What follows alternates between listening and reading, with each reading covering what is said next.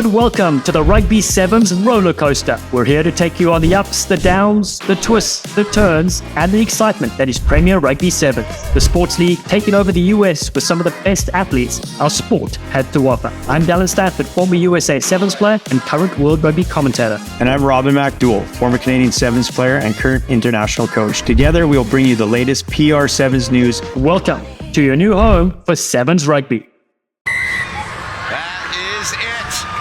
The Northern Loonies, Alev Kelter and Crossley and company are champions 2023 in the women's PR Sevens. Robin MacDowell, their head coach, leads their charge. Outstanding job by he and his staff. And they are the women's champs in 2023. The penalty goes the way of the Rhinos ex-Loggerheads. The restart, the kick into touch, and the Rhinos, ex-Loggerheads, champions in the men's class here in 2023 as they win it 10-5 over the first year, Pittsburgh Steeltoes. Hello and welcome to episode 10 of the Rugby Sevens Rollercoaster, a North American-inspired podcast that focuses on the beautiful world of sevens. The 2023 Premier Rugby Sevens came to a fitting close in the nation's capital as Washington D.C. saw the best in the West and the East conferences collide at Audi Field. The Rhinos ex-Loggerheads won the men's championship, claiming the A. John Prusmack Cup, while the Northern Loonies took the women's title, the Kathy Flores Cup, both named after American legends that did so much for the game. We know knockout rugby is down to the wire, and it certainly was. So many international superstars on display here in North America with future sensations showcasing their skill. It has been a fantastic year. What a season. The fifth and final event for the year 2023. And alongside me, smiling from ear to ear, is the Loonies women's successful head coach, Robin. What a finish, my friend. Well, Dallen, we could not have asked for a better summer across the USA or higher standard. You nailed it. We all knew with the signings on the men's side and the women's side that, there'd be a lot of talent here and it was going to be competitive, but it was literally every game was the ninth round knockout. But before we get too deep into the rugby, I just genuinely want to thank everyone from behind the scenes. A big thank you to the entire PR Sevens logistics staff, led by Amy Squire, Leanne Corpus, and Sean Lindersmith.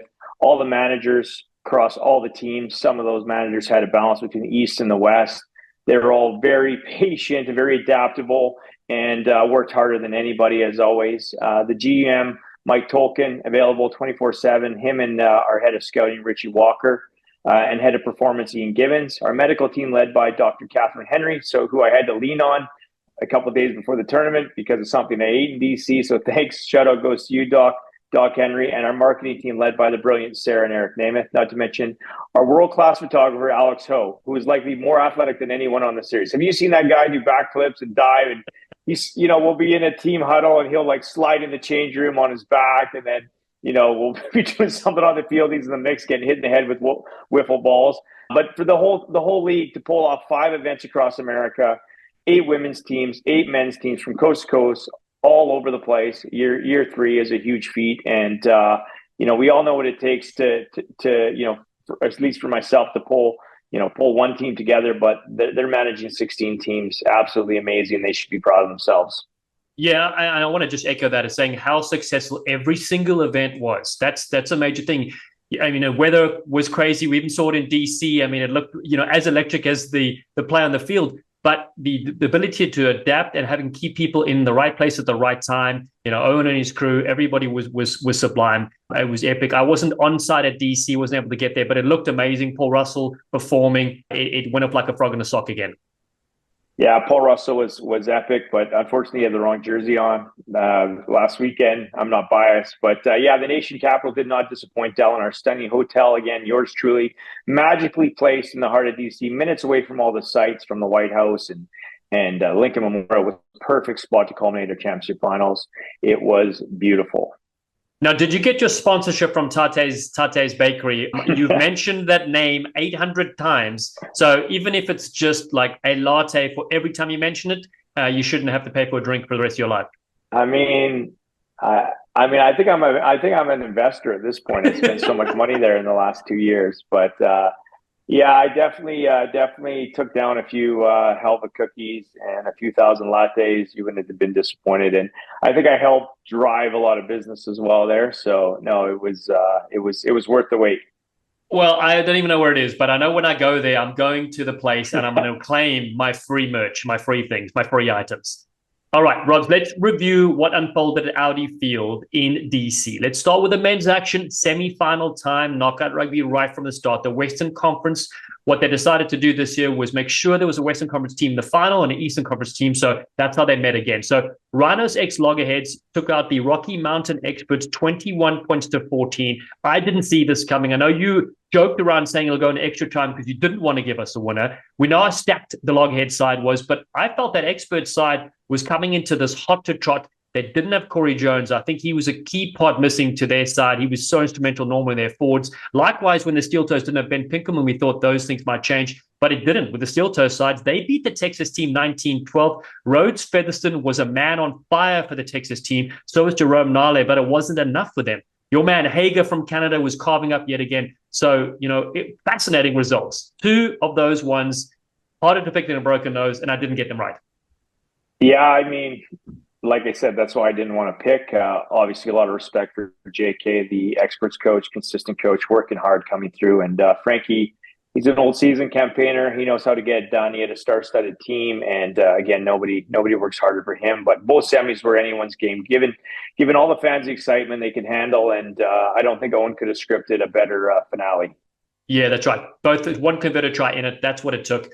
Moving along then to the men's side on the third place. So then the Texas team met the experts and beat them 19-17. And this is why Sevens is unbelievable. Coming into this, I thought the Rocky Mountain experts were going to the final. In the end, they went 0-2 in DC. Just showcasing, you never know what's going to happen in that. And then in the final, we knew how stacked the Rhino X Loggerheads were. So if they were to get there, they'll be the ones taking it. And they were. They won 10 points to 5. It was a very, very close game. Branko Dupre even nailing a penalty kick. He was the most valuable player of the tournament, and tough conditions, but they did superbly well. Players that were really stood out, they made the tournament team, so many to pick from. The ones that were selected were John Lefebvre, Campbell Johnstone, Craig Hunt, Jerome Nale, Naima Fualau, Matai Leuta, who's on this episode, and Branko Dupre. What a star-studded side. So many great players in action. Yeah, I was happy for Frankie in the end and his boys to get back-to-back titles. Nobody works harder than that man, and it was a barn burner, as we touched on with Matai on the episode. Also epic when Branko opted for that kick, backing himself, and Matai backed him as well as captain, which is cool. All those guys you mentioned above, player of the tournament, were great. I thought Jerome Nale was great, right from the first tournament out of the gates. He really stood out from last year. And Branko, for a guy that's retired, as far as I'm concerned, he's got a good 10 years left in him. Well, I mean, if Serevi's anything to go by, he played deep into his 40s. Branko's still got a lot of legs left, and that is the amazing thing. We keep talking about how it's so nice for the younger players to play alongside these legends, but the legends are still producing, and I just love to see that. I do want to mention a penalty kick. So I actually got a chance to do a penalty kick in the game of sevens. It was Canada against USA back at the George Sevens in South Africa. I think we're up by one converted try. So we knew kicking a penalty kick would have to force Canada to score twice. Luckily, it was in front of the pole, so the kick was pretty straightforward. The conditions were pretty easy. But there's a bit of trivia for you, Robs. Well, I just want to it's probably a good opportunity for you to give a shout out to your rugby gloves, because I bet you they gave you that right grip for that perfect drop, for that perfect connection. So, shout out to Kugo on that one. Yeah, that's right. Yeah. Shop here at sevens.com. The gloves will be available later as a unique item. All right. Let's switch across to the women's action. We talk again how close these games are. So prediction time, this time for the women's side, I was spot on with every single call. The Eastern Conference, the locals who had never beaten the headliners this year, took them out 17 points to 14 in a barn burner result. And then your Loonies went on beat the experts 21 points to 14 as well. Two thrilling contests. Tell us about them, my friend. Yeah, I mean, the locals headliner game, the Kiwis stood up, and the headliners, I think they just, they relied too much on their individuals and need to work the ball a bit more. And in the end, the Black Ferns have been there so many times. But again, it could have gone either way.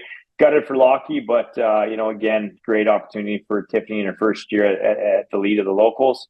And then on our side, the experts, we always knew Berta and Ariana Ramsey were going to be a handful, and they both scored on us that game. We had a little velociraptor up our sleeve, Delaney Aikens, who's come through our Prairie Academy back in Saskatchewan. I've known her since she was little. I've coached all 5 of her and her 4 siblings. But it was great to have her back. She's been busy with her summer job this year, and thankfully was available and made all the difference in the end. And Alev Kelter, after we lost that heartbreaker in San Jose, as we said on the pod with her, she wasn't going to lose again to the experts. And just obviously credit to Irene and Roz for a great season, and much respect to their team. They were cheering us on in the final, cheering on the West. And then, with Sevens, you're just mostly grateful and thankful. And, again, Owen couldn't have scripted a better semi on the women's side. Yeah, it was fantastic. You're right, because the headliners came in having beat the locals twice in the previous finals. Then they lost. The experts had beat your Loonies before. You came back and beat them again. So amazing. So and then the headliners go and they lose 10-7 to the experts. So what a game from the experts.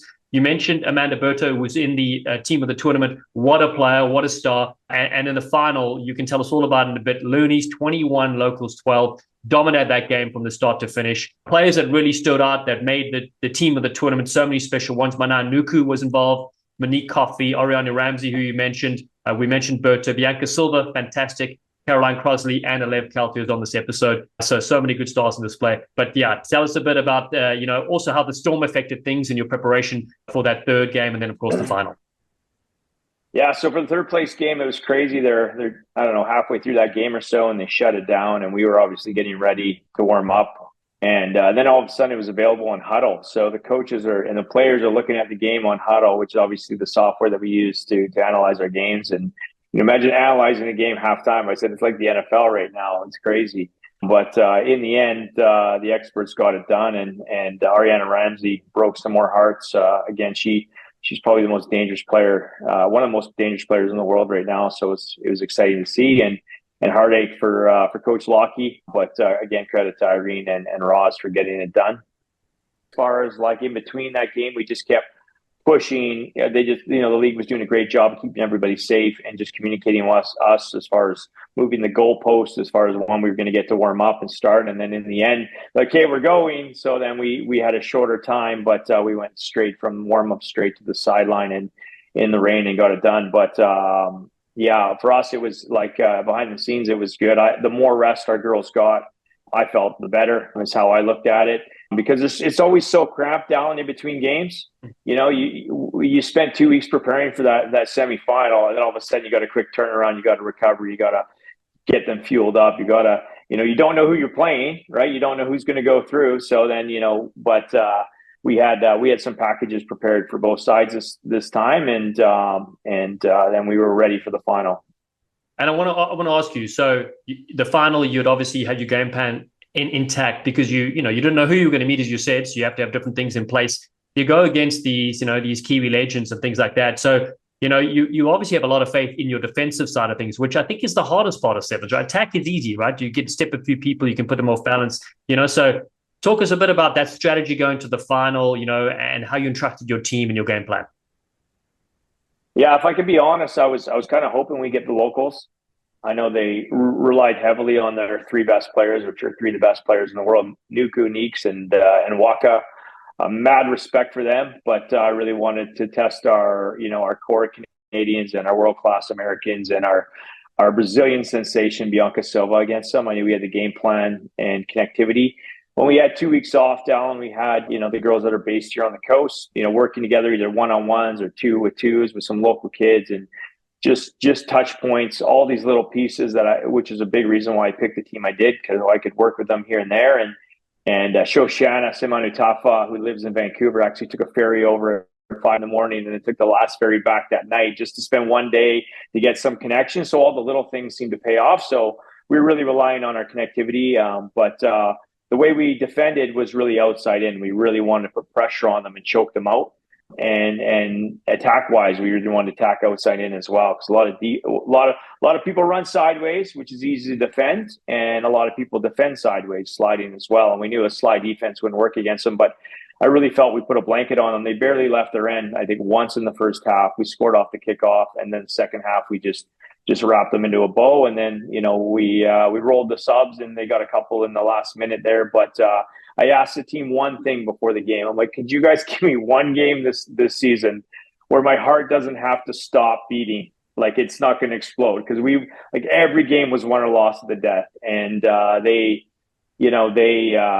just stood at the back of the box and just really enjoyed it and just kind of shook my head for most of it. I was so happy. There were so many little stories. Like, Caroline Crossley hasn't played in 2-3 years. She'd taken a hiatus after the Canadian team disbanded around the last Olympics. And, I begged her for 3 years to play. And, so she was really trying to fall in love with the game again. And I really think she did in our culture. And for her to run a 50, 60 meter try, and that girl's always pounding. Like, you show up to training session, she's already out there running 300 meter sprints, and you're pulling back on the reins. And so for her to get, I've never met anybody genuinely that's worked harder with her. She's the most professional human.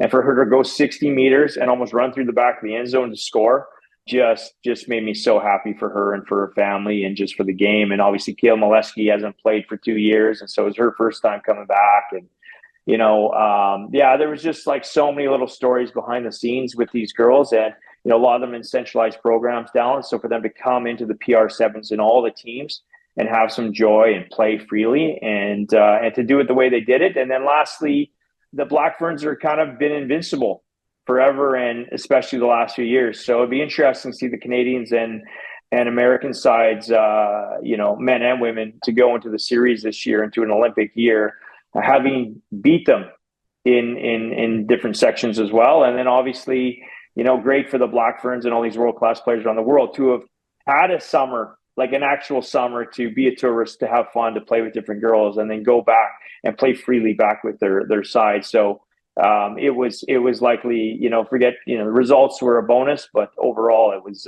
a blessing this summer. And, like you said earlier, just thankful to have a bit of downtime here. And I say downtime, once we get off today, I'm going to work with the Barbados national team this afternoon.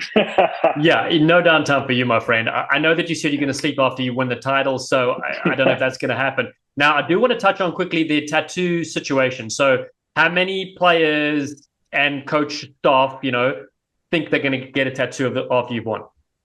Everybody's getting tattoos. Come on, we won the whole thing. Everybody's getting tattoos. Good. I love it. Yeah, we'll be sharing it on all the socials for sure. Loonies for life. Loonies for life. Brilliant. My friend, okay, I know you got to get cracking as well. I will quickly touch on the United Championship. I do love that the concept is that the men's and women's points are combined throughout the season. The Rocky Mountain experts were the most consistent side if you put the points together. Yeah, congratulations to expert women and men for making it to the finals. Those programs are super close. They look like one team everywhere.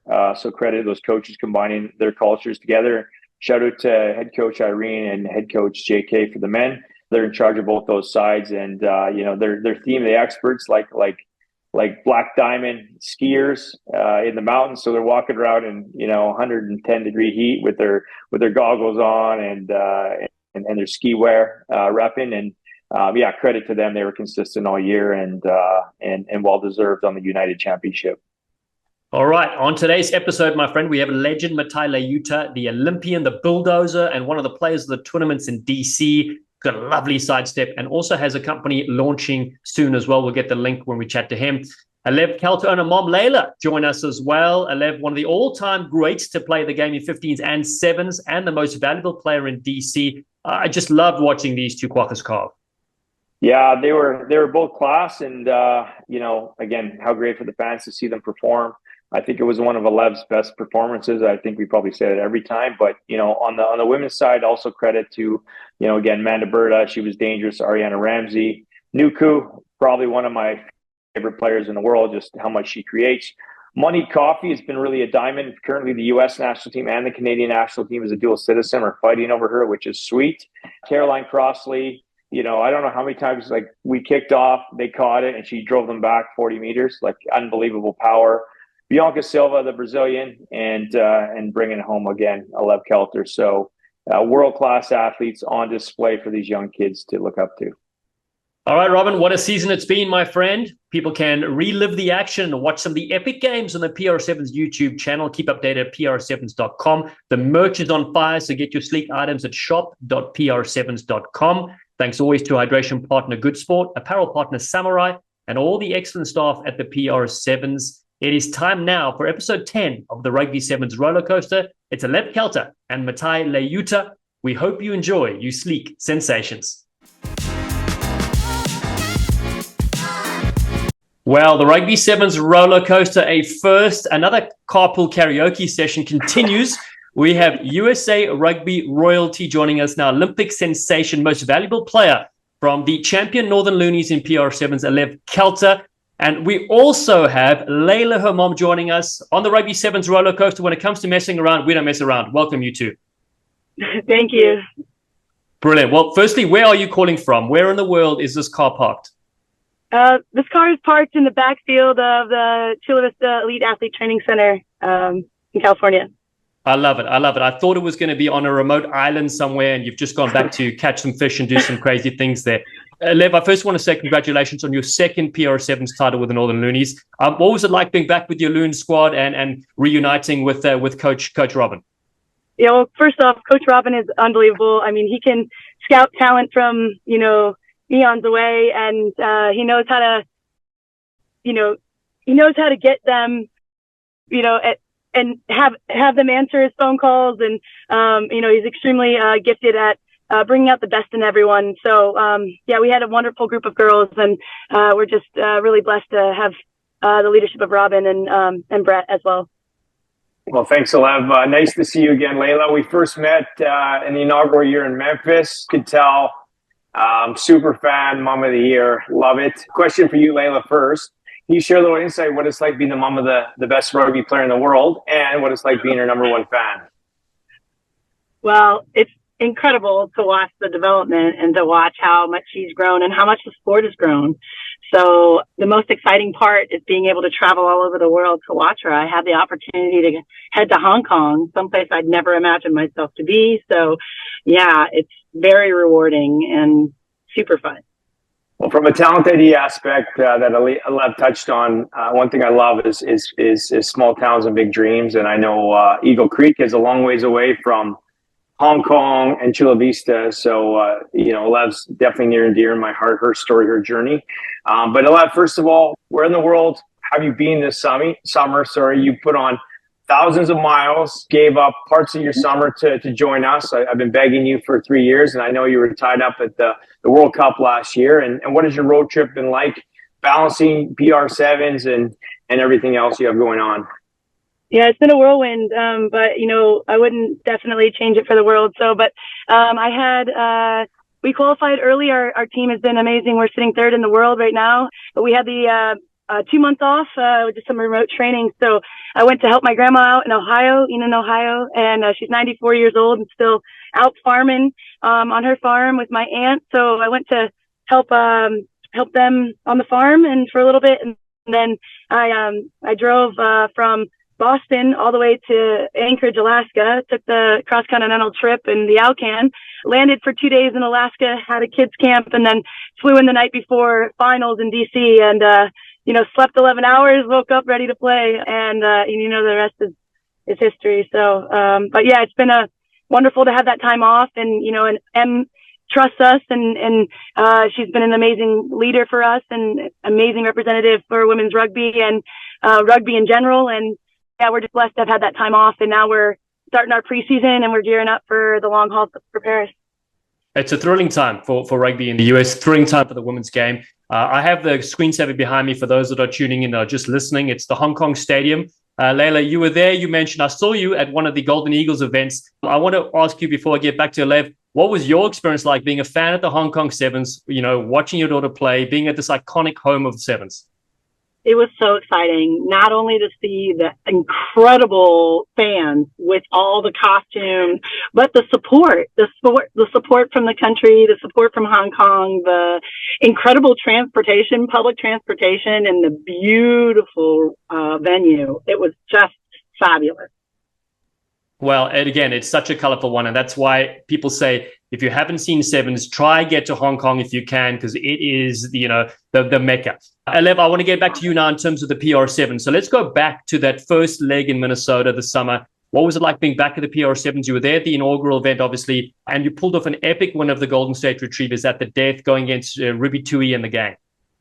Yeah, well, first off, I mean, like adding international athletes is just going to heighten the game. And I think we need to continue to do that. And, it's a dream to play with, players like Stacey Waka and, Ruby Tui. And I know, even Gossi was like, hey, wouldn't it be so sick if we played on the same team together? So this is giving us opportunities to dream bigger than what we had ever imagined and to play on teams, like almost like a set all-star team. Right. And I am blessed now for the first Minnesota leg, to play with like Renee Gonzalez and, Bianca Silva. And I mean, I guess not in Minnesota, and Caroline Crossley. And it's just unbelievable to be in the same, space, let alone on the same team with one another. And so, Mo coming back and having been, in the Olympics in Rio, and it's just wonderful to see that talent come together, and then also be on the same team and not have to have that northern battle competition, just to be able to relax and say, all right, these are,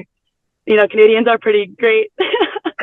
Well, this is the thing I was going to say. As a commentator on the World Series, it's a joy, obviously, to be involved in calling all these great players and great teams. But it's even more special to see you all play together and then play against each other. It's all-stars going against each other. And I think that's what separates rugby, is that you can literally arrive, no egos, and you're good friends and off the field, carving it on the field. It's really a dream to watch. Let's go back to San Jose, Alev. We were blessed to have some rugby royalty in the likes of Rhiannon Sudget present our jerseys to the Loonies women. What was it like having your baby sister, Rhiannon Sudget, join the Loonies that weekend, who you know since she was little? I got to give a shout out to also like Jen Sugget. It was her birthday yesterday.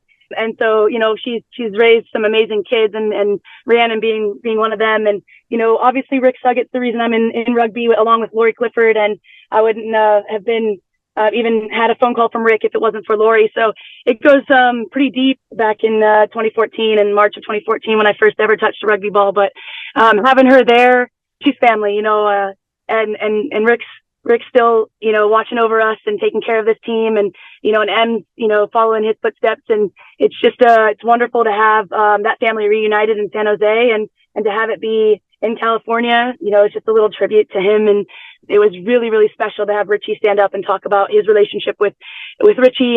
He was literally Rick's right-hand man and did so much for him and with him. And again, just has given us so much. So yeah, we were just really blessed to have Rhiannon there. And it was really special. I think she was, her eyes were so wide and she was in the spotlight, but which can be quite unfamiliar, but at the same time, she is the star of the show, and she deserved that. And we're just really honored to have her.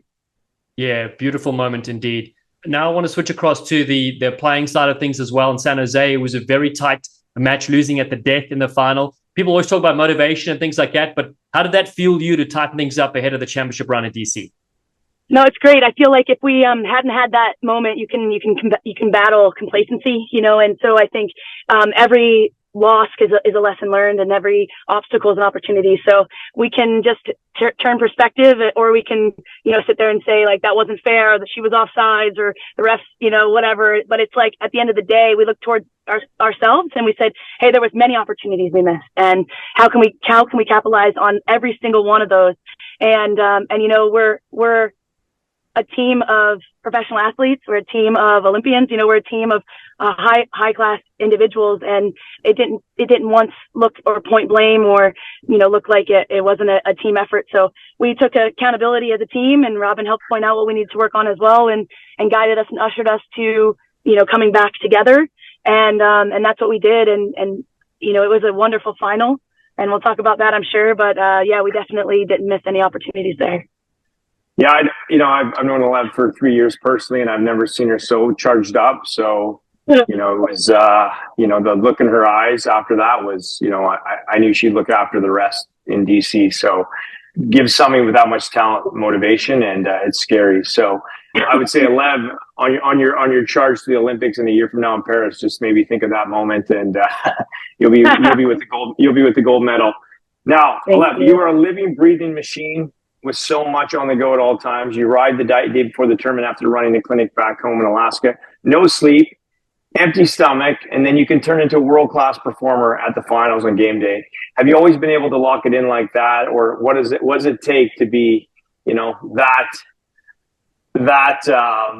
amazing? I guess like Dallas, she literally is just like gas. We open our arms with a pillow, take her in, give her some sleep, give her a little nap, maybe a snack, and then she just is just beasts right out like a machine. Just turns a switch and kill.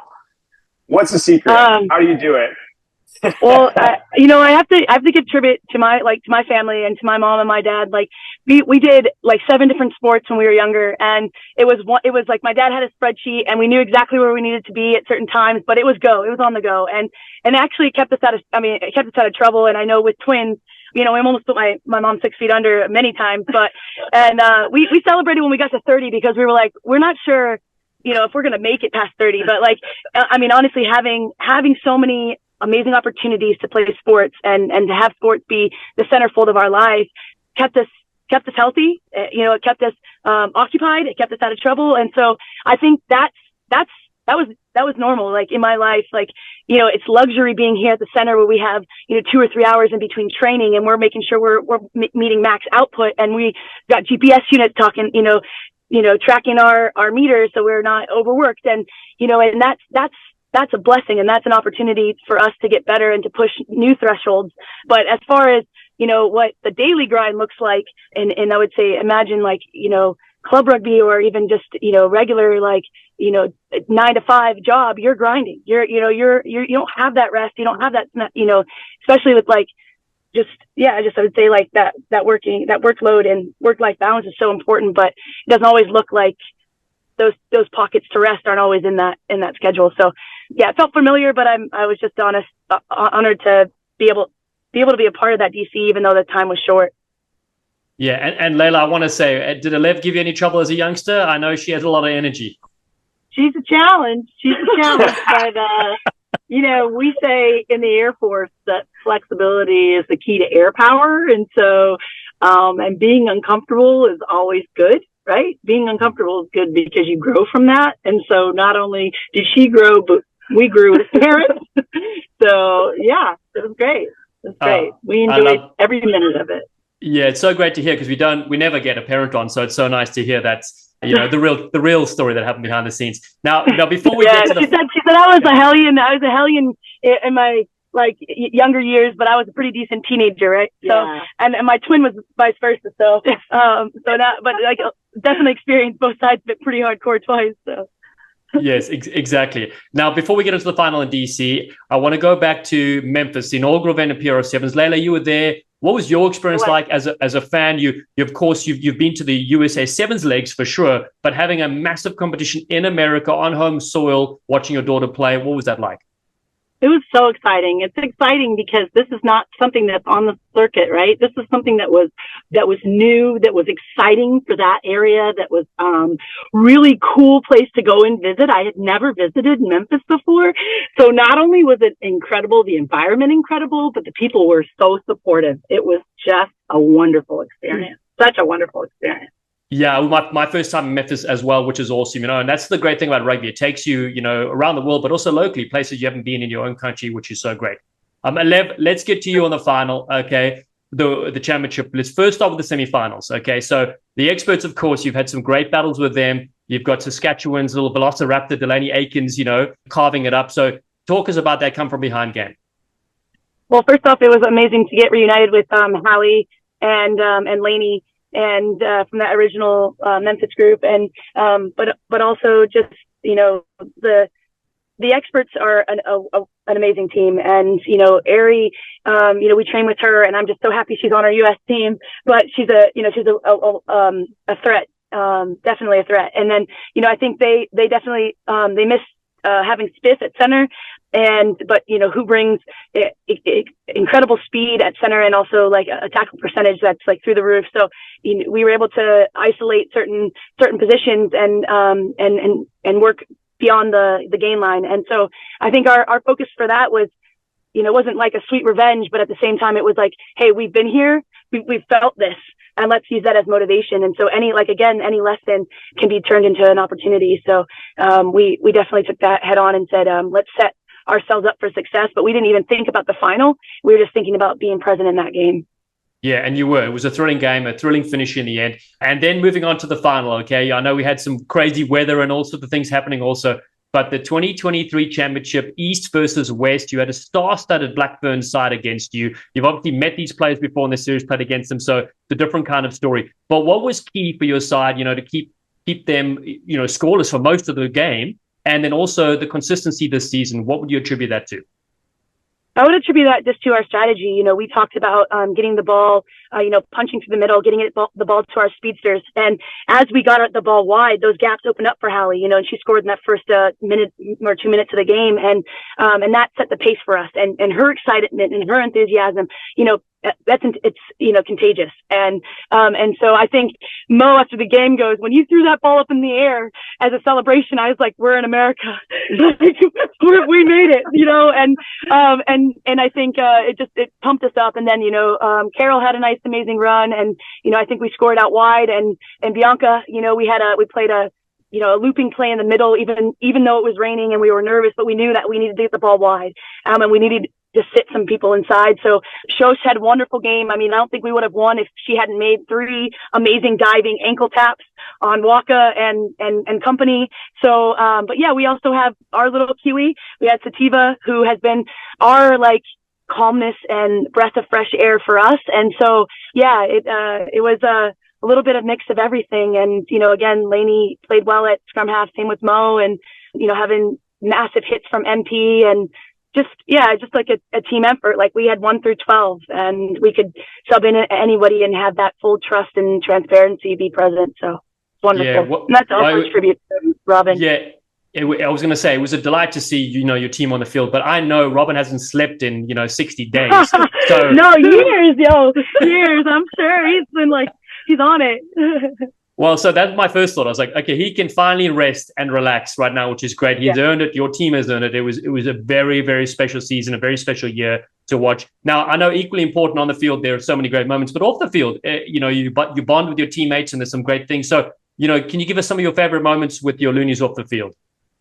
I would say Tammy is a character off the pitch, and on the pitch, she's just a force to be reckoned with. And, she helped facilitate this game called Mafia, where, you have you kind of have it's a murder mystery, kind of solve it with your teammates. And, you have the public voting off different people to see if they're the murderer. And it's pretty fun to have it be going throughout the tournament. And, it really encourages people to stay together, to problem solve on the go, be flexible, and have some fun. And so, she led that for us. And then I think we had Sativa again, was leading our grand rising. We'd have a quote in the morning and get up and have breakfast together. And, we don't have much time when we're there. It's really 1 or 2 or 3 training sessions at max.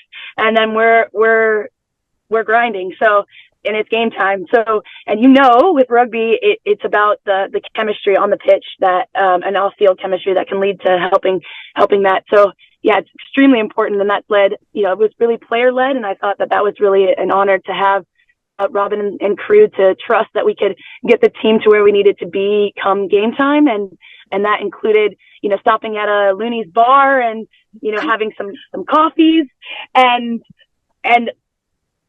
sweet drinks, but, it was, just to get us, bound, and we, played 2 truths and a lie. And yeah, it was just wonderful. Yeah, we can talk about the old Lube Cafe because we won. So, that'll be a whole podcast on its own. But, there's different ways to build culture, and sometimes it just happened naturally. But also, credit to you, Alev, being able to put up with me, having the knowledge and experience that you have, and also have to put up with a different coach that is, has a certain vision and different philosophy and different way to play. It's just, I really felt the trust with you after 3 years of knowing you is just working together. And when you have, the best athletes in the world, you don't have to overcoach. You just give them a simple framework to let them do what they do, which is carve. So, as we look ahead, your Team USA is building towards your 3rd Olympics and the 3rd Olympics of Rugby Sevens. How are your girls doing over the summer? How are you looking? How are you feeling? And where are you guys going to be a year from now?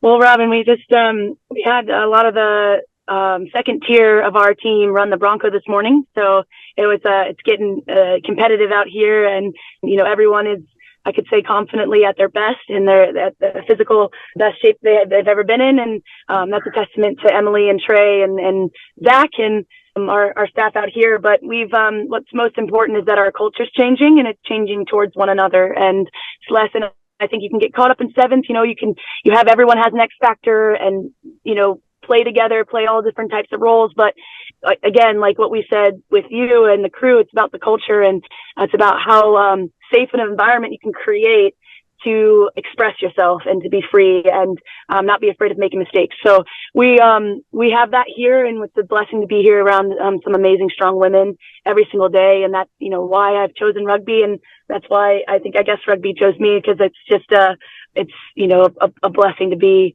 here every day. So.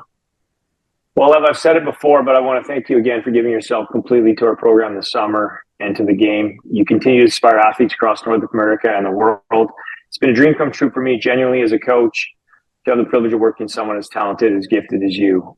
This summer, I said at the start of the year, but I got the opportunity to assemble my favorite athletes, my dream team, and I got to live that dream as a coach. The results were just a bonus. The results are for you guys, but just getting to work with that much talent was definitely one off. And you were at the heart of everything. As our one megastar, you put yourself at the bottom. You put everybody else first, and that's what I love most about you. So thank you.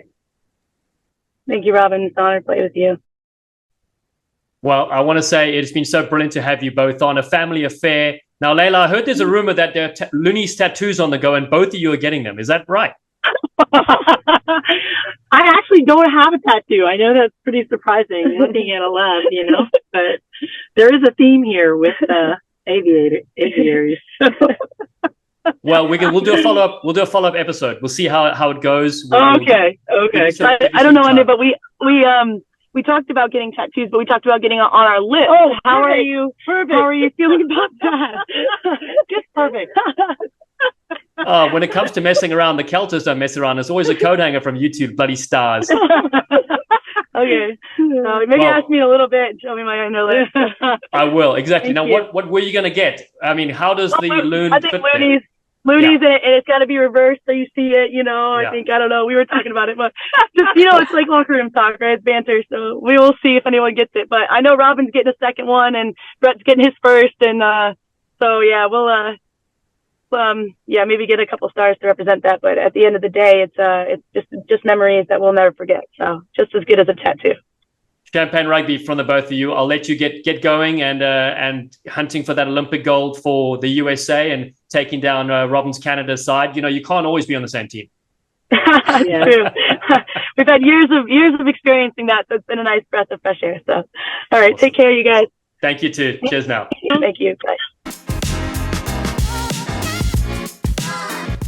It's such a pleasure to welcome USA Sevens legend, Olympian, PR Sevens champion, and water buffalo, Matai Leuta, to the Rugby Sevens Rollercoaster.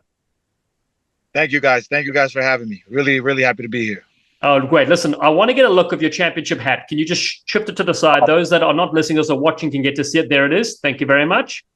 Superb. Now, first off, we usually make fun of Robin on the pod, but I thought, because I saw you last month, you and I were teaming up in Southern California doing a Rugby 10s youth series. I was with the Flag Rugby X guys promoting the Perry Baker Charity Series, and the young kids were playing and trying out the new non-contact game, had a great time. And then at the end, the kids were challenging the coaches to a quick game. You were there, of course, coaching one of the sides. Now, Matai, talk us through what happened next, because you arguably witnessed one of the greatest tries ever seen since Gareth Edwards. Yeah, man, it was a great time. It was a great time. I got to share the field with some legends, namely Weiss, especially Dallen. So yeah, just an incredible environment, incredible atmosphere. Love what Rugby Flag X is doing, and I'm just happy that we got a chance to enjoy. Now, you didn't throw me the bus. I'll do it here for you. I get passed the ball from Wasali Serevi, the very first time I've ever been on the same team as him and the legend himself, and I completely missed the ball, hit me in the head, and then incredible line. I gotta say, you came in at full speed, man. Just hands weren't there. Hands weren't there. Maybe we need to talk about that. I think it was the delivery.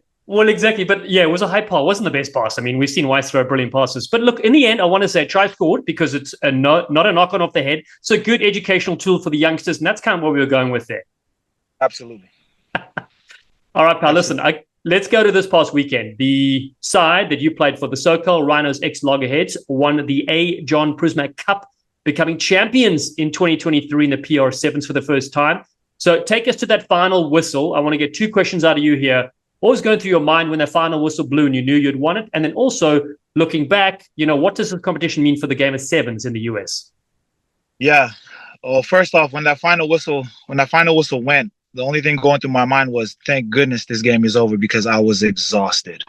An incredible battle with the Steeltoes. I mean, a great team, great players on that team, especially Lance Williams, Aki Raymond, and a number of others, who are just pushing that team through the Eastern Conference. I was paying close attention, so I'm happy to battle out with them. A tough match, scrappy on both ends, incredible defensive plays. And so just for us to come out with the win, it was just a testament to the team's grind and belief. It wasn't always pretty. We didn't always stick to the game plan, but we did believe and we fought for each other. So I was really proud of that. As far as PR as a whole for the game of sevens in America, I think it's an incredible platform. Since day one when they announced it, and talking to Owen and where the direction that they were looking to take it, I couldn't pass it up. And I've been a part of it since its inception, and I hope to be a part of it for as long as my legs will allow me to. So incredibly blessed to be a part of it, and for all the players, from domestic to international, from the likes of Dan Norton being a part of it, Ruby Tui on the women's side, just bringing incredible notoriety to the game. I just hope it can continue to push the game of sevens in America in the right direction.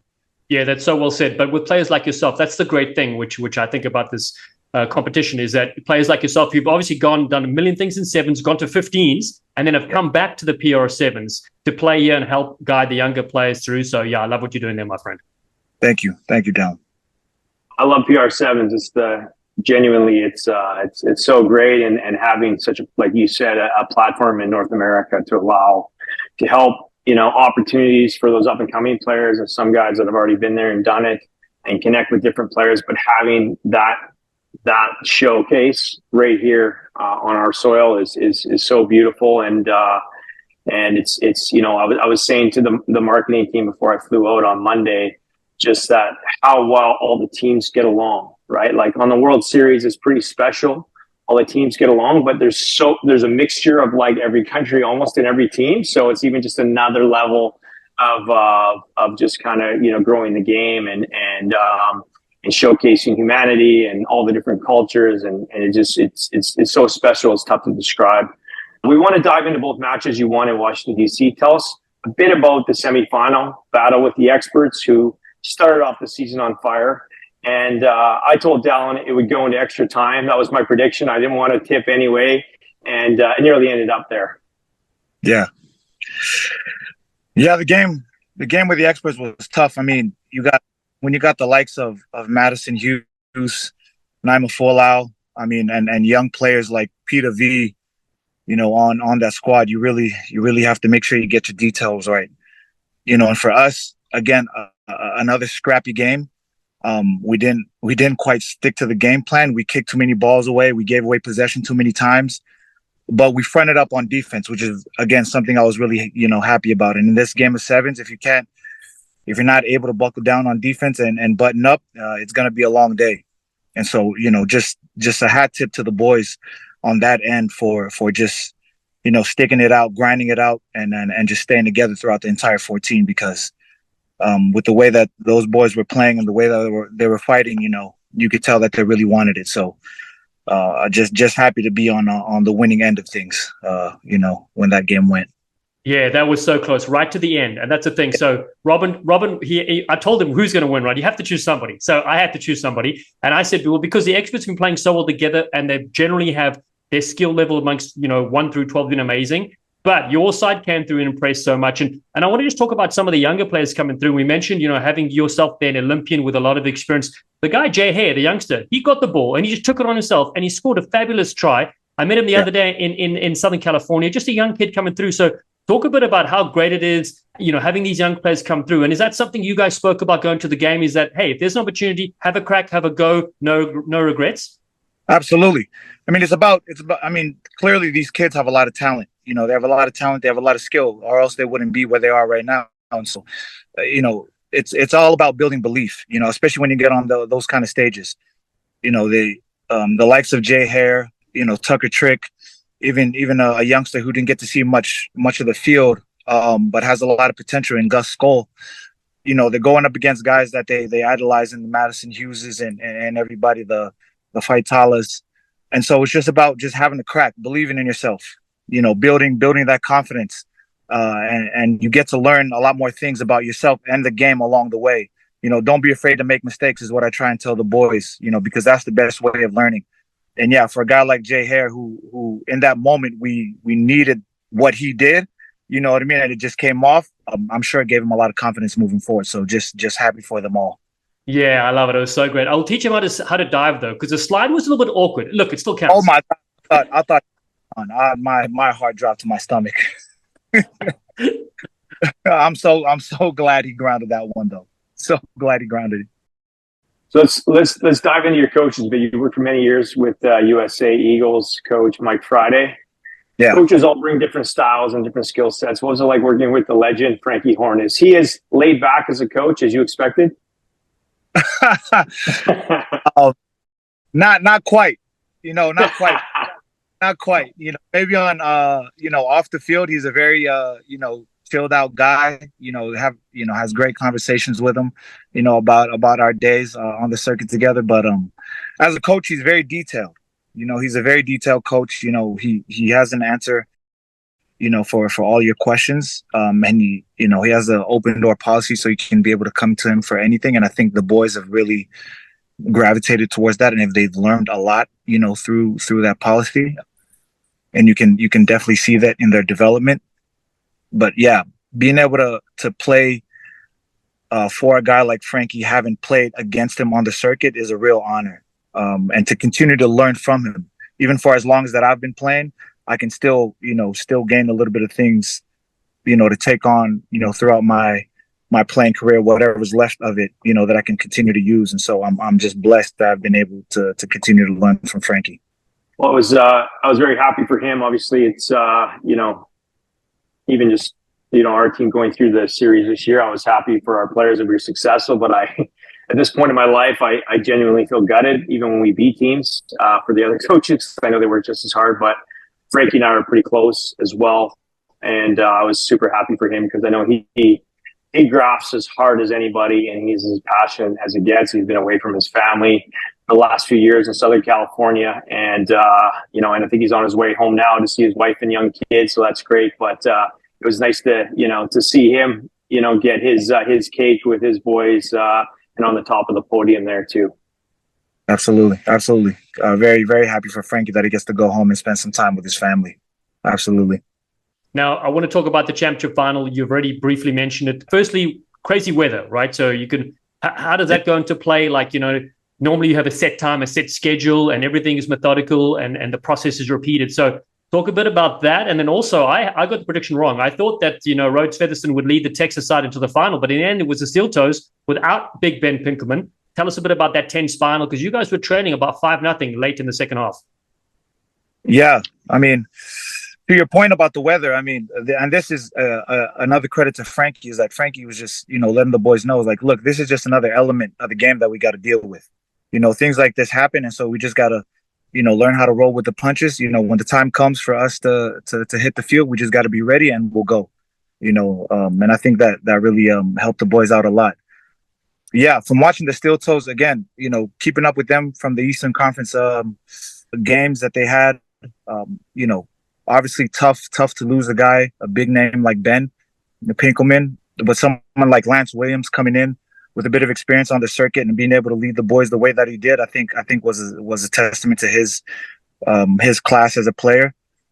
And trailing them, going into that second half, early in that second half was a bit of a punch to the gut. But again, I think, like we all know, 7 minutes in a sevens match can last forever. 2 minutes in a sevens match can last forever. So it's just about calming the nerves, letting the boys know we're still in a good place, and that our time will come. And I think, again, the way the boys just continue to believe in each other, continue to believe, in this team and the work that we've put in, I think it's just a showcase of how the rest of that game went. We just made sure we got our details right. And then when we had the ball, we tried to cherish it as much as possible. And we took the opportunities when they came. And so, yeah, man, huge hat tip to these boys. Yeah, exactly. I want to talk about a very clever try you score off the line out, which I remember back in the day, we practiced that where you wouldn't throw it down, you'd hit the ground and then keep charging. So that was sneaky. I love that. Now, take us to the end of the game. You're leading 7-5, final 30 seconds of the game, and player of the tournament, Branko de Pria, and your side gets a penalty. You decide to go for the penalty. You go for the penalty shot, which only made it 10-5. That means they could have scored and won it. So what was going through there, or was it just a decision of like this could take the time off the clock, but it didn't in the end? Yeah. We got the penalty, and if you go back and watch the film, the boys actually wanted to tap and go because we were so close to the line. But we had just played, a long spell of defense, and so I just wanted us to calm down a little bit. I knew there wasn't much time left on the clock, but Branko, it was really just Branko's, I guess his gut instinct, to just go for the pose, and I just kind of just trusted him. I was like, look, take it. I knew there was still going to be time left on the clock, but again, I backed our defense. We had been playing incredible defense throughout the whole tournament, and so if there was any time on the clock, I knew this team would be able to front up and just hopefully make the stop, when we needed to. And especially, that late in the game, literally end of the game, everybody's just, exhausted and tired. Again, just buckle down, put their helmets on, and we just went for it. So credit to Branko for, first of all, nailing the kick, giving us that little bit of extra breathing room. But then, to the whole squad, fronting up and playing defense, especially when it mattered most, I think was a huge testament to their work ethic. Yeah, it really was. And then the deep kickoff by Branko as well, putting them back. So you're right. It worked out well in the end. Yeah. Yeah, absolutely. What was your overall thoughts on the 2023 PR7 season, which saw a different format with 2 conferences, more tournaments than ever, and a festival atmosphere with no room for mistakes? Yeah, I thought it was great. I mean, the expansion in itself, to be able to go from, just 3 stops to 5 and having, a Western and Eastern Conference, being able to bring fans, bring in more fans and more attention to the sport is incredible. Hopefully it just continues to grow and expand, and we can bring in maybe more franchise in the future, which obviously means bringing in more incredible players and more competition, which all just leads to the growth of the game in the country. Absolutely love it. Now, before we let you go, I want to ask you to tell us a bit about the rugby roles you're fulfilling at the moment, including your brand that you've launched, and then what is next as well for the Water Buffalo. Yeah, at the moment, first and foremost, been back here training in Chula Vista, with the dogs down here for a few weeks, which has been an incredible blessing to be back in this environment. Absolutely loving it. The culture and the atmosphere here has really changed a lot in a very positive way. And I'm just happy to be able to come in and rejoin this atmosphere in this squad. Helping out the Rhinos as far as coaching as well has been a huge blessing.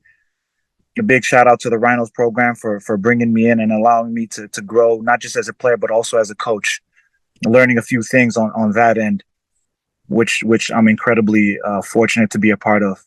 And then, the brand, man, this is something that I've been passionate about for a very long time. And, I released Wolves in Wool, a lifestyle streetwear, rugby culture centered brand in San Jose at the San Jose PR7s tournament. Something that is very dear to me, something that I hope the rugby community in America can hopefully identify with one day as their brand, because it's not just for me. It's not just about me. It's about our community. It's about the people. It's about the culture and why this game in this country is so unique. How diverse it is. It's something that's changed my life, even for someone that has come from growing up in Fiji, where rugby was always a part of my life.